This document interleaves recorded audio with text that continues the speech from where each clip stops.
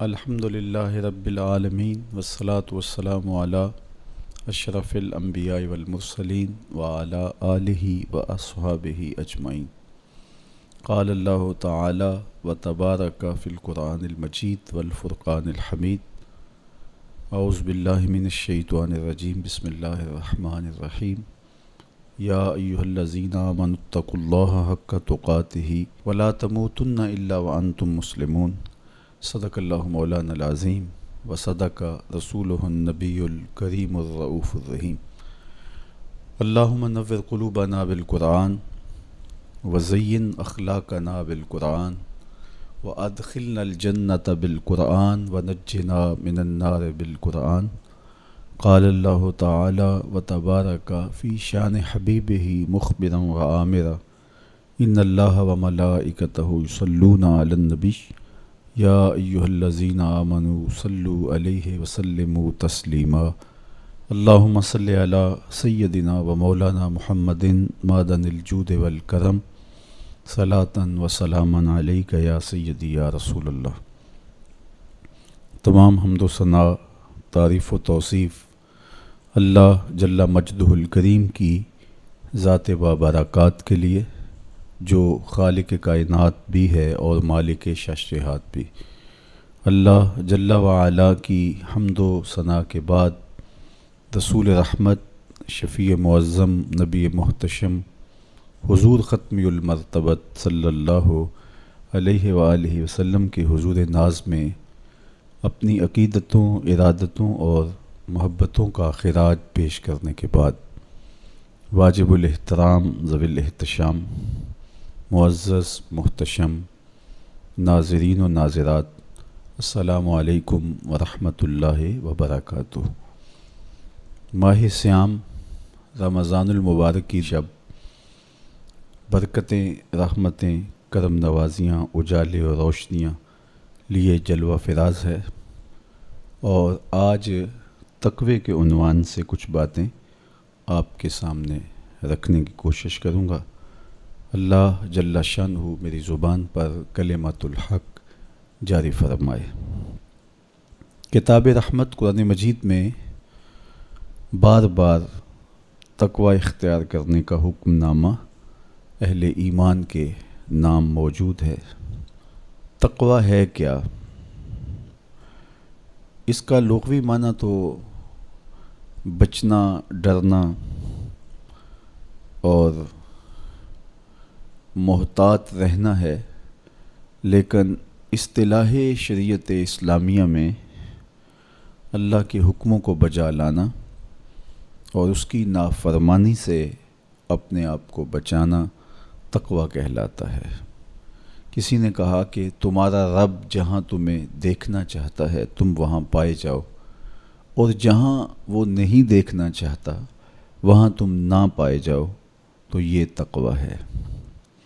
حضرت کعب احبار رضی اللہ تعالی عنہ سے پوچھا گیا کہ آپ پچھلی کتابوں کے عالم بھی ہیں، قرآن مجید کو بھی آپ نے پڑھا ہے، تو آپ بتائیے کہ تقوی کیا ہے؟ تو آپ نے سوال کرنے والے سے کہا، کبھی آپ ایسی وادی سے گزرے ہیں جہاں کانٹے دار جھاڑیاں ہوں؟ تو کہا کئی بار گزرا ہوں۔ تو کہا پھر کیسے گزرے؟ کہا میں اپنے دامن کو سمیٹ لیا کہ ایک ایسی وادی سے میرا گزران ہو رہا ہے جہاں کانٹے دار جھاڑیاں ہیں، تو کوئی کانٹا میرے دامن سے الجھ نہ جائے اور میرا لباس تار تار نہ ہو جائے۔ تو حضرت کعب احبار فرمانے لگے کہ تقوی بھی اسے ہی کہتے ہیں، دنیا میں رہ کر کے اس طرح سے زندگی بسر کی جائے کہ گناہوں سے دامن داغدار نہ ہونے پائے۔ اس دنیا میں رہنا بھی ہے، لیکن اس دنیا کی شرور سے اپنے آپ کو بچانا بھی ہے۔ دنیا کے اندر موجود فتنوں سے اپنے آپ کو محفوظ رکھنا ہے، نفس اور شیطان کے مکر و فریب سے اپنی حفاظت کرنی ہے، اپنے دامن کو داغدار نہیں ہونے دینا، اپنے دامن کو پھٹنے نہیں دینا، اپنے ضمیر کی چادر پہ داغ نہیں لگنے دینا، اپنے باطن کی صفائی اور ستھرائی اور پاکیزگی اور عفت کا خیال رکھنا ہے۔ دنیا میں رہ کر کے بھی دنیا کی غلاظتوں سے اپنے آپ کو محفوظ رکھنا تقویٰ کہلاتا ہے۔ کہا اس دنیا میں اس طرح رہو جس طرح کشتی پانی میں رہتی ہے، پانی میں رہنے کے باوجود اپنے اندر پانی نہیں آنے دیتی، چونکہ اگر کشتی پانی میں رہے تو خیر ہے، خود بھی تیرے گی اور اپنے اوپر بیٹھے سواروں کو بھی کنارے تک لے جائے گی، لیکن اگر پانی کشتی میں داخل ہونا شروع ہو گیا تو خود بھی ڈوبے گی اور جو اس کے اوپر سوار ہوں گے وہ بھی ڈوب جائیں گے۔ اس لیے تم دنیا میں رہو تو خیر ہے، لیکن دنیا اگر تمہارے اندر اتر آئی تو پھر کچھ باقی نہیں بچے گا۔ من نظر الی الدنیا نظر الحب اخرج اللہ تعالی من قلبہ نور الیقین والزہد۔ جو دنیا کو محبت کی نظر سے دیکھتا ہے، اللہ اس کے دل سے زہد اور تقوی کے نور کو کھینچ لیتا ہے۔ اس لیے اس دنیا میں رہ کر کے بھی اس دنیا سے اپنے آپ کو محفوظ رکھنا ہے۔ اپنی ضرورت کا ضرور رزق جمع کریں، ضرورت سے زائد کمائیں تو ساتھ یہ نیت جڑی ہو کہ معاشرے کے وہ لوگ جو کمانے کی اہلیت نہیں رکھتے میں ان کی ضرورت کو پورا کروں گا، تو یہ دنیا نہیں، یہ دین ہوتا ہے۔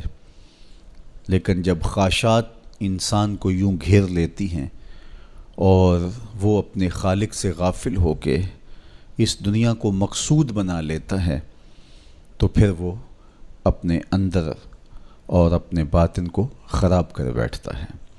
تو کعب احبار فرمانے لگے کہ تقویٰ یہ ہے کہ تم اپنے آپ کو جس طرح کانٹے دار جھاڑیوں کے اندر سے گزارتے ہوئے دامن بچاتے ہو اور کوئی کانٹا تمہارے دامن سے الجھ کر تمہارے دامن کو تار تار نہ کر دے، تمہارا دامن پھٹ نہ جائے، تو احتیاط سے گزرتے ہو، تو دنیا میں بھی یوں محتاط رہو اور اپنے آپ کو گناہوں سے آلودہ نہ ہونے دو۔ حضرت سیدنا علی المرتضیٰ رضی اللہ تعالی عنہ سے تقویٰ کے حوالے سے دریافت کیا گیا تو آپ نے بڑی جامع تعریف ارشاد کی۔ فرمایا کہ تقویٰ کیا ہے؟ فرمایا کہ تقویٰ یہ ہے کہ تم اللہ سے ڈرتے رہو، خوف خدا تمہارے سینے میں موجود رہے، قرآن مجید پر تمہارا عمل رہے، اور تم جو میسر آئے اللہ کی طرف سے اس پر تم قانع ہو، کم پر بھی قناعت تمہارا مزاج ہو۔ اور چوتھی چیز ارشاد فرمائی کہ تم آخرت کی تیاری میں اپنے آپ کو مصروف رکھو۔ یہ چار وصف اگر تمہارے اندر موجود ہیں تو تم متقی کہلاؤ گے۔ سب سے پہلا وصف کیا ہے کہ اپنے آپ کو اللہ جل شانہ کے خوف میں مبتلا رکھو، اللہ کا ڈر تمہارے سینے میں موجود رہے۔ اللہ کا ڈر کس معنی اور کس مفہوم میں ہونا چاہیے؟ عمومی طور پہ بندہ جس شے سے ڈرتا ہے اس سے وحشت بھی کرتا ہے، اس سے نفرت بھی کرتا ہے۔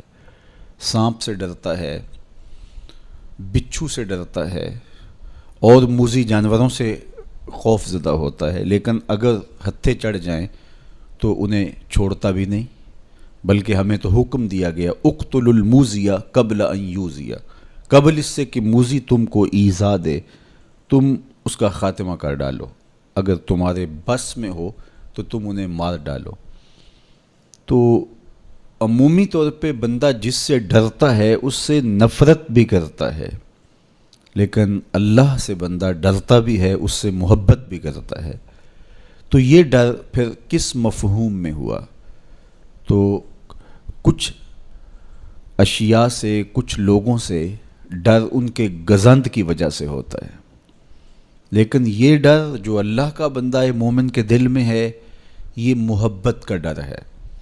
جب کوئی کسی سے پیار کرتا ہے تو اس کی ناراضگی سے ڈرتا ہے، وہ روٹھ نہ جائے، وہ ناراض نہ ہو جائے۔ میری زندگی کا سارا سرمایہ تو اس کی خوشیاں ہیں، اس کی خوشی میری زندگی کا جمال ہے، اور اگر وہ روٹھ گیا تو میری زندگی اجڑ جائے گی، میری زندگی کا سارا نور ختم ہو جائے گا، میری زندگی کی ساری خوشیاں ختم ہو جائیں گی۔ تو اللہ سے ڈرنے کا مفہوم بھی یہی ہے کہ جب بندہ اس سے پیار کرتا ہے، اور مومن کی شان ہے والذین آمنوا اشد حبا للہ، جو اہل ایمان ہیں وہ سب سے زیادہ اپنے رب سے محبت کرتے ہیں، ٹوٹ کے چاہتے ہیں اپنے رب کو۔ تو جب اتنی محبت کرتے ہیں اپنے رب سے تو وہ ڈرتے ہیں کہ کہیں ہمارا رب ہم سے روٹ نہ جائے، ہمارا رب ہم سے ناراض نہ ہو جائے۔ تو یہ احساس جب انسان کے ساتھ ہمیشہ جڑا رہے گا کہ میرا اللہ مجھ سے ناراض نہ ہو جائے، تو پھر اس کی زندگی کتنی خوبصورت ہوگی اور وہ گناہوں سے کیوں نہیں بچ پائے گا۔ تو سیدنا علی المرتضیٰ رضی اللہ تعالیٰ عنہ فرماتے ہیں کہ تقوی یہ ہے کہ تمہارے دل میں اللہ کا خوف بیٹھا رہے اور اس کی ناراضگی سے تم ڈرتے رہو، اور یہ احساس تمہاری زندگی میں جمال اور خوبصورتی پیدا کرے گا۔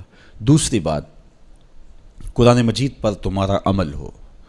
جب کتاب اللہ تمہاری رہنما بن جائے اور تم اپنی زندگی کے سارے عمل کتاب اللہ کی بتائی ہوئی تعلیمات کے مطابق کرو گے تو پھر اس کا عملی نتیجہ تو خوبصورت ہوگا۔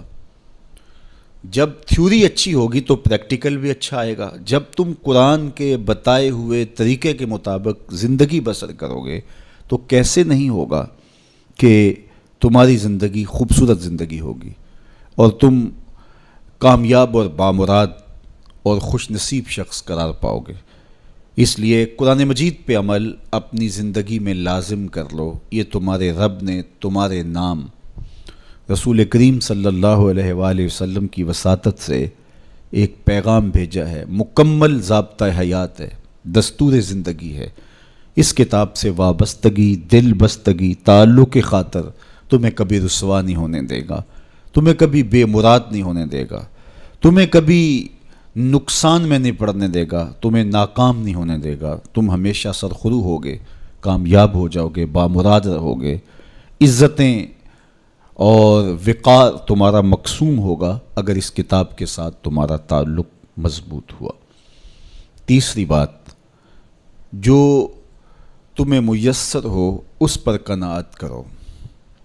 میسر پر قناعت کرنے کی عادت بن جائے تو زندگی کی تلخیاں ختم ہو جاتی ہیں۔ عمومی طور پہ ہمیں اتنا کچھ اللہ نے عطا کیا ہوا ہوتا ہے، لیکن اس کے باوجود ہم سکون میں نہیں ہوتے، اس لیے کہ ہم ایک ہدف طے کرتے ہیں اور اس کی طرف ہم بڑھتے ہیں۔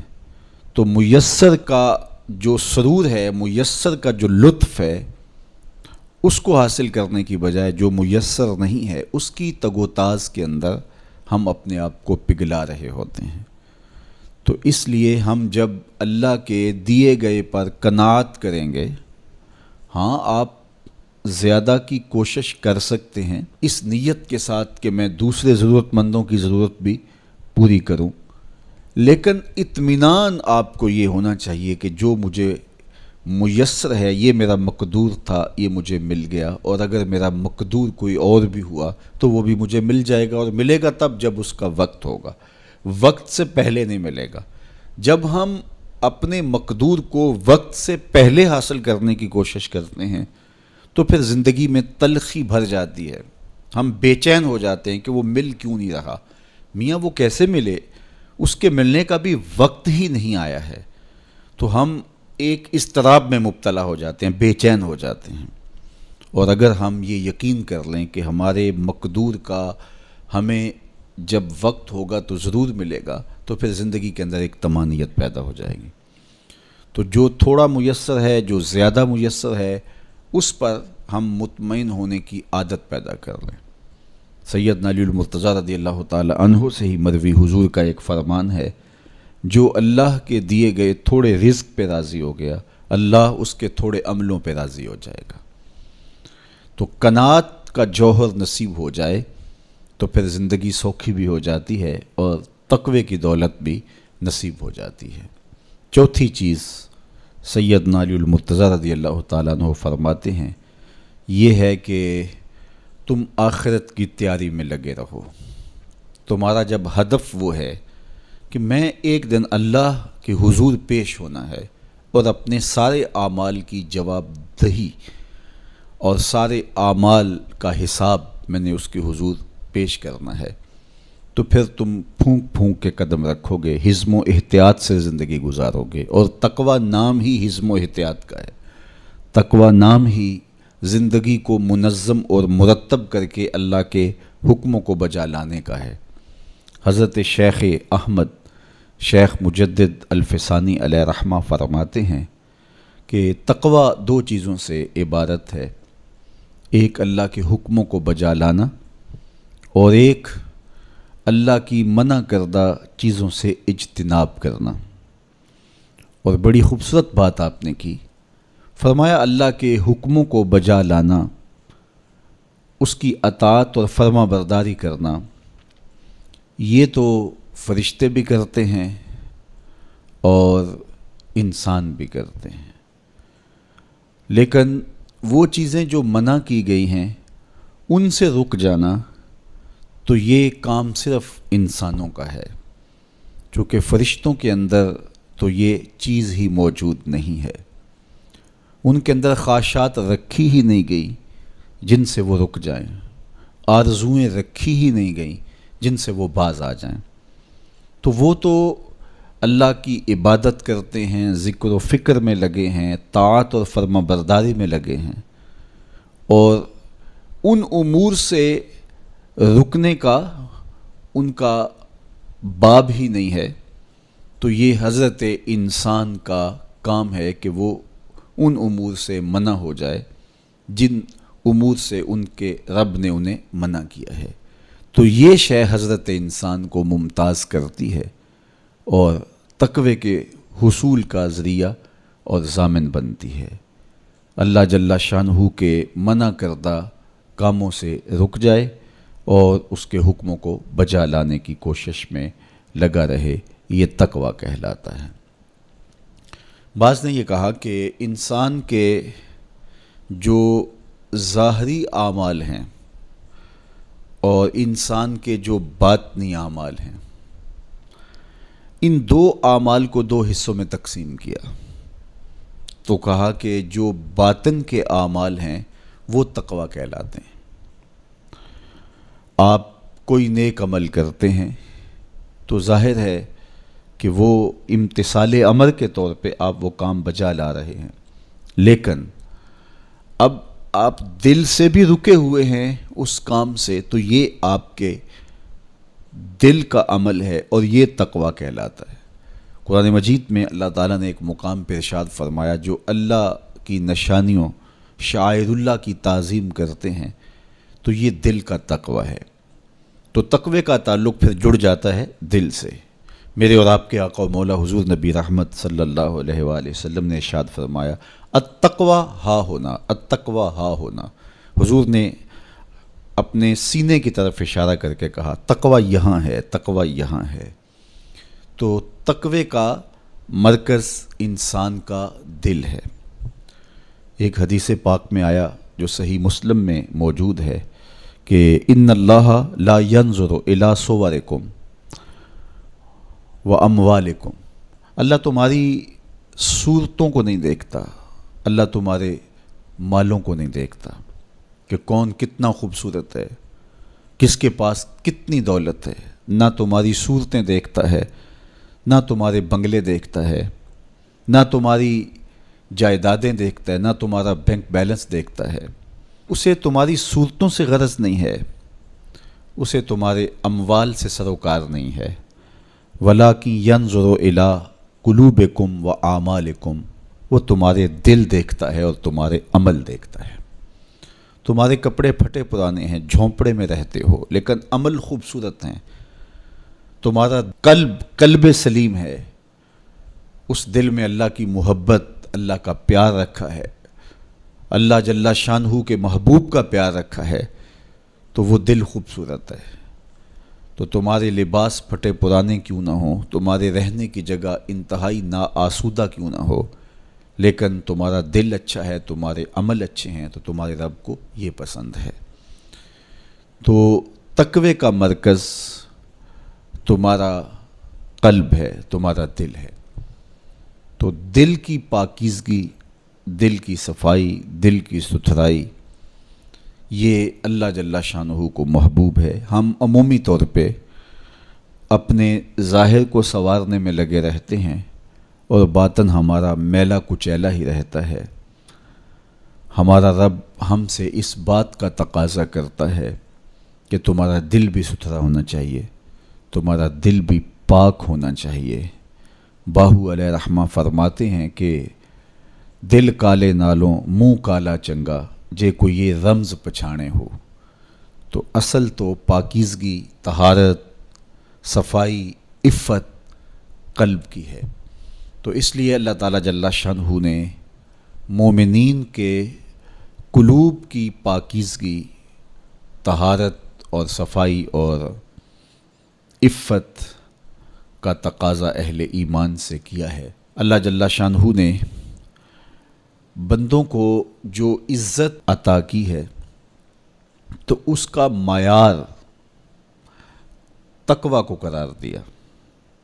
کون کتنا معزز ہے یہ اس کی دولت سے نہیں ناپا جا سکتا، اس کے قبیلے اس کے خاندان سے نہیں جانچا جا سکتا، اس کے لباس سے آپ یہ اندازہ نہیں کر سکتے کہ یہ معزز شخص ہے۔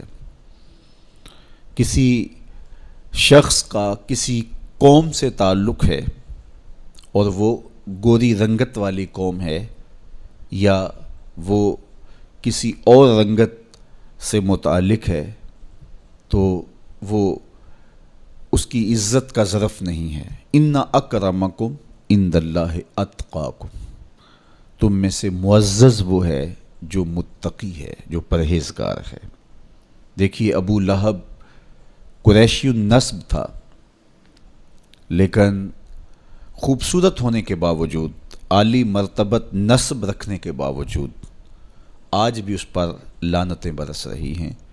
اور بلال حبشی رضی اللہ تعالیٰ عنہ رنگ کے کالے تھے اور نسباً غلام تھے، لیکن تقوی کی دولت نے، ایمان کی دولت نے ان کو اس مقام پہ کھڑا کر دیا کہ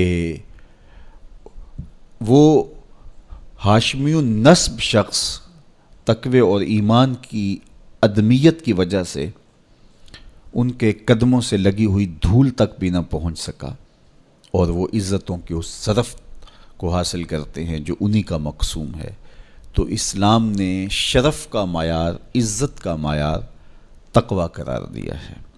تو اس لیے ہمیں تقوی کو حاصل کرنے کے لیے کوشاں رہنا چاہیے اور ایسے اعمال بجا لانے چاہیے کہ جس سے ہمیں تقوی حاصل ہو۔ حضرت شیخ احمد مجدد الفسانی علیہ رحمہ فرماتے ہیں، جو شخص اپنے اوپر 10 چیزوں کو لازم کر لیتا ہے تو لازمی نتیجہ یہ ہوتا ہے کہ وہ متقی بن جاتا ہے۔ وہ 10 چیزیں کون سی ہیں؟ ماہ صیام کے ان حسین لمحوں میں ہمیں وہ 10 اوصاف اپنے اندر پیدا کرنے چاہیے تاکہ ہم متقی بن جائیں، اور متقی اللہ کے محبوب بندے ہیں۔ تقوی اختیار کرنے والے اللہ جل شانہ کی رحمتوں کے خاص مستحق ہیں۔ جنہیں تقوی کا نور نصیب ہوتا ہے وہ اللہ کی رحمتوں کے سائے میں آ جاتے ہیں۔ اگر ان پر مصائب، آلام، مشکلیں آتی ہیں تو ان کے تقوی کی وجہ سے اللہ انہیں راستے عطا کر دیتا ہے۔ وَمَن يَتَّقِ اللَّهَ يَجْعَل لَّهُ مَخْرَجًا وَيَرْزُقْهُ مِنْ حَيْثُ لَا يَحْتَسِبُ۔ اللہ اکبر۔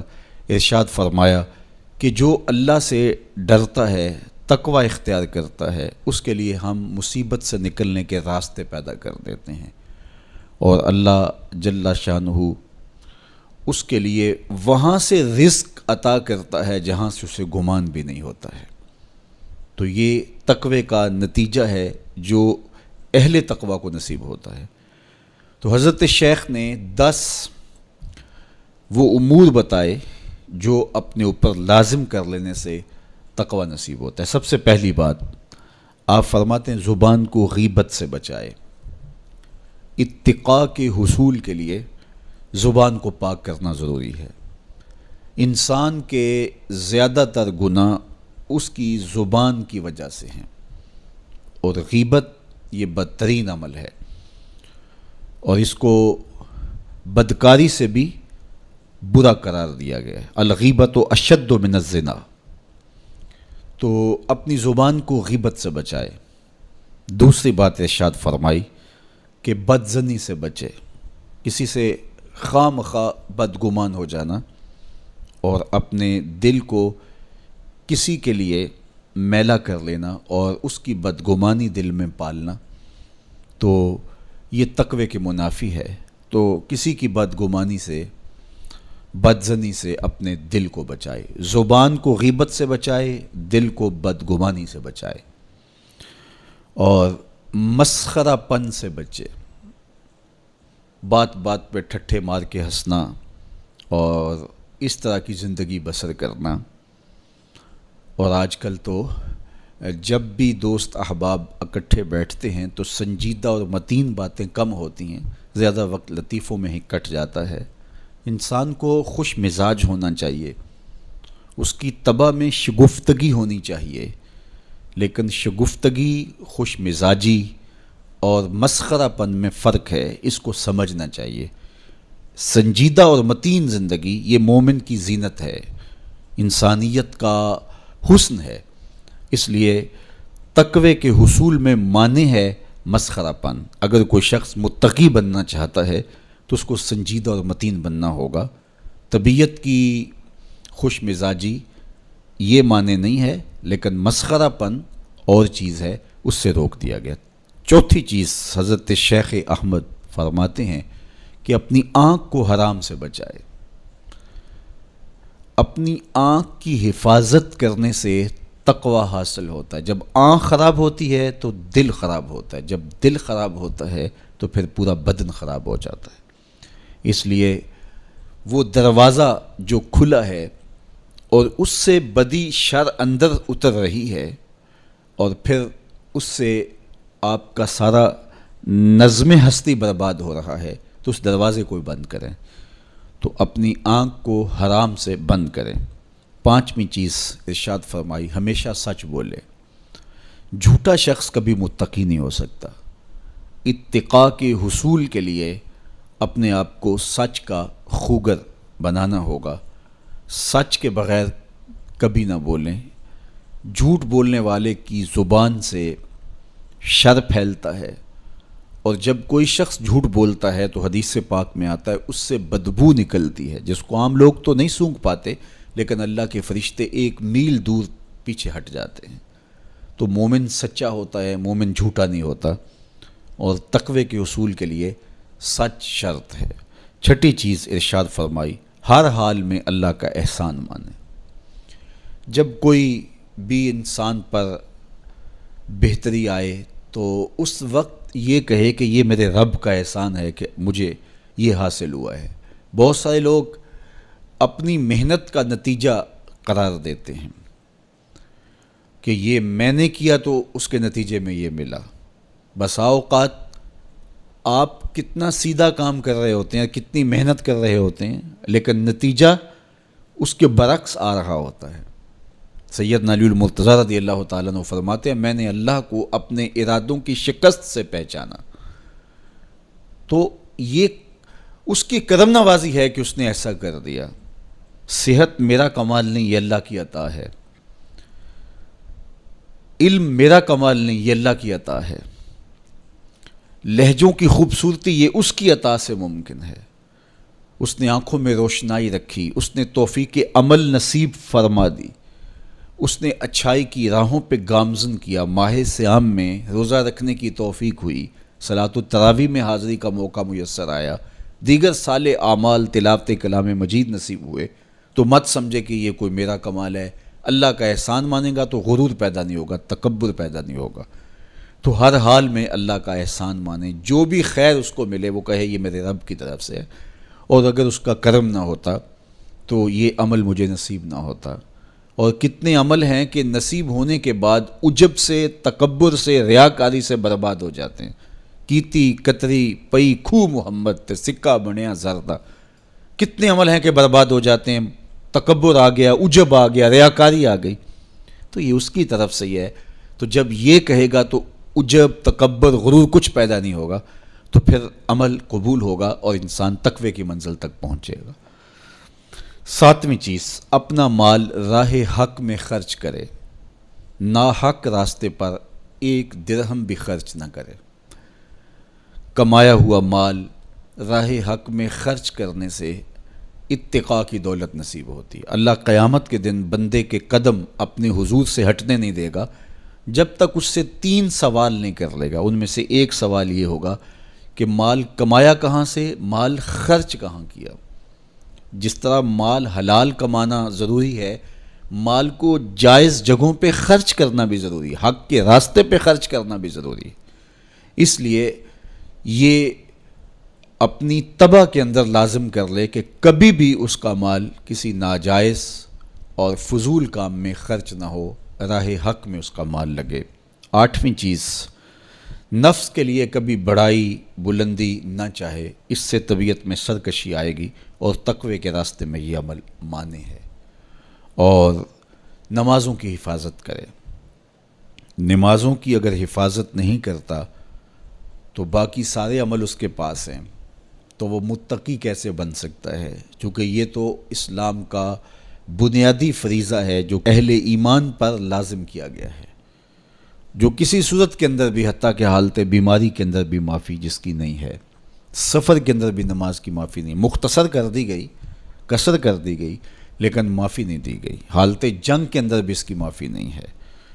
تو نمازوں کی محافظت کرے۔ اور 10ویں چیز، حضرت شیخ فرماتے ہیں عقیدوں کی صحت کا خیال رکھے، اپنے عقیدے، اپنے نظریات خوبصورت رکھے، وہی جو طریقہ مبارکہ اہل سنت و جماعت کے بزرگوں کے عقائد تھے اور شروع سے صحابہ سے لے کے دور موجود تک چلے آ رہے ہیں، ان کی مطابقت کے اندر اپنے عقیدے رکھے۔ نظریات کا عکس اعمال پہ ہوتا ہے، اگر نظریات اچھے نہیں ہیں تو اعمال بھی اچھے نہیں ہیں۔ تو یہ 10 خوبیاں اور 10 چیزیں اگر کسی شخص نے اپنے اندر لازم کر لیں تو پھر لازمی نتیجہ یہ ہے کہ وہ متقی بن جائے گا، وہ پرہیزگار بن جائے گا۔ روزے کا مقصد بھی تقوی ہے، تو یہ بات ذہن میں رکھیے گا کہ صرف روزہ ہی نہیں، ہر عمل خیر کا مقصود تقوی ہے۔ تقوی کا حصول یہ اہل ایمان سے تقاضا ہے ہمارے رب کا کہ وہ متقی بن جائیں۔ متقی ایک صاف ستھرا انسان ہوتا ہے، پاکیزہ وجود ہوتا ہے۔ متقی شخص کسی کو ضرر نہیں دیتا، کسی کو دکھ نہیں پہنچاتا، وہ کسی کا حق غصب نہیں کرتا، کسی پر ظلم، زیادتی، جور و تعدی سے پیش نہیں آتا، وہ لوگوں کے حقوق کی پاسداری کرتا ہے، وہ اپنے فرائض کو پورا کرتا ہے، وہ خلق کے حق کو بھی ادا کرتا ہے اور خالق کے حق کو بھی ادا کرتا ہے۔ وہ دھرتی پر اللہ جل شانہ کی رحمتوں کا روپ ہے، دھرتی کا بوجھ نہیں ہے بلکہ دھرتی کی زینت ہے۔ تو ایسے پاکیزہ وجود یہ مقصود ہیں شریعت کے، اس لیے ہمیں تقوی ہر صورت میں حاصل کرنا چاہیے۔ قرآن مجید میں تقریباً 258 مرتبہ تقوی کو اختیار کرنے کا مختلف صیغوں کے ساتھ حکم دیا گیا ہے۔ تو اب آپ اندازہ کیجئے یہ کتنی اہم شے ہے جس کا تقاضا اہل ایمان سے کیا گیا ہے۔ تو اللہ جل شانہ کی بارگاہ میں میری دعا ہے جملہ ناظرین کے لیے، ناظرات کے لیے، آپ سب لوگوں کے لیے، اپنے لیے، اپنے ساتھ جڑے ہوئے تمام لوگوں کے لیے کہ اللہ سب کو اتقاء کی دولت نصیب کر دے۔ یہ زندگی بے مقصد نہ گزر جائے۔ ہم جس مقصد کے لیے آئے ہیں ایسا نہ ہو کہ ساری زندگی گزار کے چلے جائیں اور خالی دامن لے کے اللہ کے حضور پیش ہوں۔ نہیں، اس دامن کو تقوی کے نور سے بھر کر اس کے حضور پیش ہوں، لیکن اس کے فضل پہ آس ہو، مغرور نہ ہونا، جو میسر آ جائے اس کو اللہ کا احسان سمجھنا، اور اس کے حضور کہا مالک مجھ سے تو یہی ہو سکا ہے، اور یہ بھی میری کوتاہیاں اور میری کمزوریوں کے ساتھ ہے سب کچھ، تو اپنے کرم سے میرے پہ رحم فرما۔ تو اللہ تعالیٰ کو ایسا بندہ بڑا پسند ہے جو اس کو راضی کرنے کی کوشش میں لگا رہتا ہے ساری زندگی۔ آپ کے پاس ایک ملازم ہے اور وہ کمزور ہے، لیکن سارا دن کوشش میں لگا رہتا ہے، کبھی وہ دیواریں صاف کر رہا ہے، کبھی وہ آپ کے دروازے پر کپڑا لگا کے اس کو صاف ستھرا کر رہا ہے، کبھی پانی آپ کو پیش کر رہا ہے، کبھی آپ کی گاڑی کو کپڑا لگا کے صاف کر رہا ہے، کبھی اور آپ کے کام میں لگا ہے، اور وہ کمزور ہے، کبھی بیچارہ تھک کے دھوپ میں بیٹھ بھی جاتا ہے، کبھی اس سے ہوتا ہے کبھی اس سے نہیں ہوتا، لیکن وہ نیت سے برا نہیں ہے، ہر وقت اس کی کوشش ہے کہ صاحب مجھ سے راضی ہو جائیں، تو آپ اس کی بہت ساری کوتاہیاں معاف کر دیتے ہیں۔ وہ کہتے ہیں یار کمزور ضرور ہے لیکن نیت کا ماڑا نہیں ہے۔ تو یار اگر ہم نیت کے ماڑے نہ ہوں، ساری زندگی اللہ کو راضی کرنے کے لیے گزار دیں، تو وہ بھی تو دیکھ رہا ہے یہ میرا بندہ ہے۔ میرے شیخ کامل کا ایک شعر مجھے ابھی یاد آیا کہ دلوں میں بری نہیں نہ نیتوں بری میں، دلوں میں بری نہیں نہ نیتوں بری میں، گناہ میں تو ہو جاندے لاچاریاں نو۔ اگر پھر بھی کوئی گناہ ہو جائے تو اللہ کریم ہے، رؤوف ہے، معاف کرنے والا ہے۔